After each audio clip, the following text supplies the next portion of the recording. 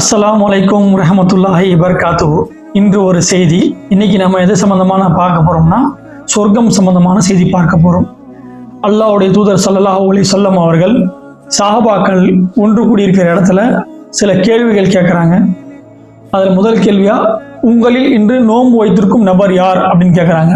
அதற்கு அபூபக்கர் சித்திக் ரலியல்லாஹு அன்ஹு அல்லாஹ்வுடைய தூதரை நான் நோன்பு வச்சிருக்கேன்னு சொல்றாங்க. அதற்கடுத்து இன்னொரு கேள்வி கேட்குறாங்க, உங்களில் இன்று ஜனாதாவை பின்தொடர்ந்து சென்றவர் யார் கேட்குறாங்க. அதற்கும் அபூபக்கர் சித்திக் ரலியல்லாஹு அன்ஹு அல்லாஹ்வுடைய தூதரை இன்று நான் ஜனாதாவை பின்தொடர்ந்து சென்றேன்றாங்க.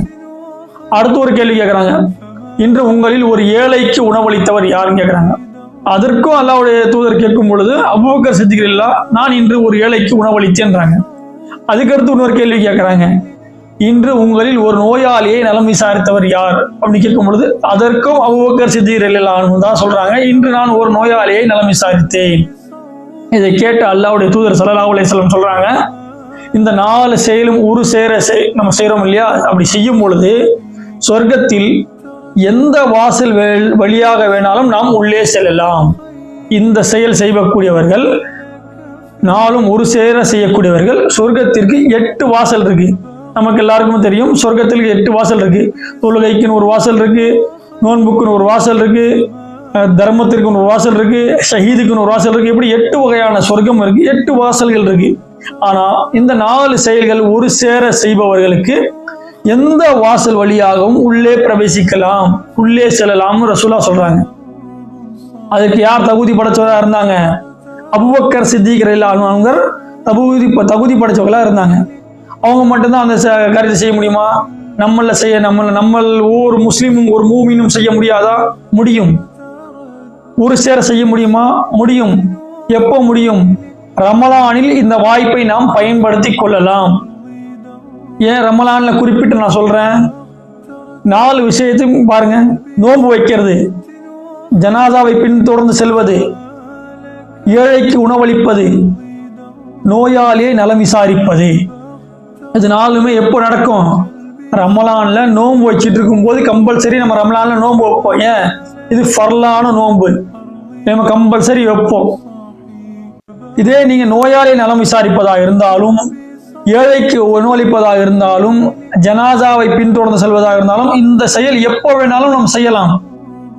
நாம இருக்கிறோம், இன்னைக்கு ஏகப்பட்ட ஏழைகள் இருக்காங்க, மிஸ்கின்கள் இருக்காங்க. நம்ம நினைச்சா ஒருவருக்கு உணவு வாங்கி கொடுக்கலாம், உதவி செய்யலாம், உணவளிக்கலாம். நோயாளிகள் இன்னைக்கு நாம் இருக்கிறோம், நம்ம பகுதியில் நம்ம உற்றார உறவினர்கள் நோயுற்று இருப்பார்கள், நம்ம சொந்த பந்தங்கள் நோயுற்று இருப்பார்கள், நம்ம அண்டை வீட்டுக்காரர்கள் நோயுற்று இருப்பார்கள், நம்முடைய நண்பர்கள் நோயுற்று இருப்பார்கள். நம்ம ஒரு ஆபீஸ்ல வேலை செய்வோம், அங்கே சில பேர் நோயுற்று இருப்பார்கள். அவங்கள போய் நம்ம எப்போ வேணாலும் நல்லா விசாரிக்கலாம். நம்ம இருக்கிறோம், நம்ம ஒரு தகவல் வருது, நமக்கு ஒரு ஃபோன் வருது, உடம்பு சரியில்லை அப்படின்னு போய் பார்த்துடலாம். நமக்கு ஒரு செய்தி ரோட்டுக்குள்ள நம்ம நடந்து போகிற கடைத்தெருவுக்கு நடந்து போகிறோம்.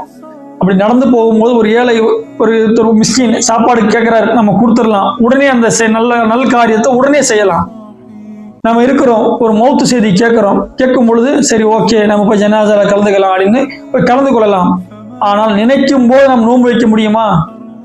பகல் நேரத்தில் ஒரு செய்தி நமக்கு கிடைக்குது, அந்த பகல் நேரத்தில் அதை செயல்படுத்தலாம். 3 செயல்களையும் நமக்கு ஒரு செய்தி வருது, கேட்ட உடனே அதை செயல்படுத்தலாம். ஆனால் நோன்பு பொறுத்த வரைக்கும் முன்னாடியே நாம் திட்டமிடணும். சஹருக்கு நம்ம சாப்பிட்டுட்டு நம்ம இன்னைக்கு நோன்பு வைக்க போறோம் அப்படிங்கிறது முன்னாடி திட்டமிடணும். திட்டமிட்டு செய்யப்படக்கூடிய ஒரு அமல் தான் நோன்பு. மற்ற அந்த 3 விஷயங்கள் திட்டமிடல் தேவையில்லை. அப்படி இருக்கும் பொழுது இந்த ரமலானில் நாம் இது ஒன்று சேர பயன்படுத்தலாம். நாம் நோன்பு வச்சிருப்போம், ஒரு மௌத்து செய்தி கேட்கிறோமா, சரி நம்ம ஜனாதால கலந்துக்கணும். எந்த அடிப்படையில் கலந்துக்கணும்? இந்த செய்தி, இந்த ஹதீஸை மனதில் நிறுத்திக்கொள்ளணும். ஆஹா, அல்லாஹ்வுடைய தூதர் அவர்கள் 4 செயல்களும் ஒன்றாக சேர்ந்தால் சொர்க்கத்தில் இந்த வாசல் வழியாக நம்ம உள்ளே செல்லலாம்னு ஒரு அறிவிப்பு இருக்கு. இதை நம்ம பயன்படுத்திக்கணும். நாம் இன்னைக்கு நோன்பு வச்சிருக்கோம், ஒரு ஏழைக்கு உணவளிச்சா இந்த நன்மை கிடைக்கும், நோயாளியை நலம் விசாரிச்சா இந்த நன்மை கிடைக்கும், நம்ம ஒரு ஜனாதாவை தொடர்ந்து சென்று நம்ம இருந்தோம்னா இந்த நன்மை கிடைக்கும் அப்படின்னு நம்ம ஆர்வமா இருக்கணும், ஆர்வமா செய்யணும். ஏன்? சொர்க்கத்துல 8 வாசல் இருக்கு, அந்த எந்த வாசல் வழியாகவும் உள்ளே போகலாம். ரசூலுல்லாஹ் எவ்வளவு பெரிய ஒரு அறிவிப்பு இது! ஏன்? அல்லாஹ்வுடைய தூதர் ஸல்லல்லாஹு அலைஹி வஸல்லம் சொல்லி காமிக்கிறாங்க, சொர்க்கத்தில் ஒரு சாட்டை அளவு இடம் கிடைப்பதும் மிகப்பெரிய விஷயம்ன்றாங்க. அப்ப சொர்க்கத்துல எல்லா வாசல் வழியா நம்ம உள்ள போனோம்னா இந்த 4 செயல்களும் ஒரு சேர செய்யணும். அது எப்ப செய்ய முடியும்? இந்த ரமலான் மாதத்தில் நாம் நோன்பு வைக்கும் பொழுது, இந்த காரியங்கள் எல்லாம் கேட்கும் பொழுது நாம் செய்ய முடியும்.